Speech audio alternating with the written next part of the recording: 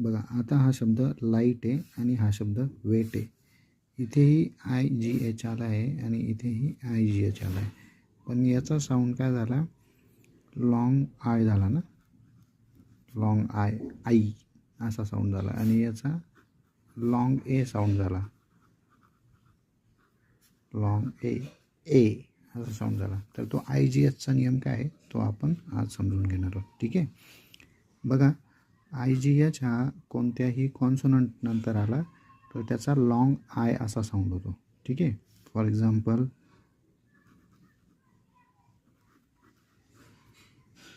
Might, night. ठीक आहे. Bright. ठीक आहे. हा लॉंग आय साऊंड केव्हा झाला त्याचा, जेव्हा तो एखाद्या कॉन्सोनंट नंतर आला. ठीक आहे. IGH हा एखाद्या वॉवेल नंतर आला तर त्याचा लॉंग ए साऊंड होतो. For example straight, eight, wait. ठीक आहे.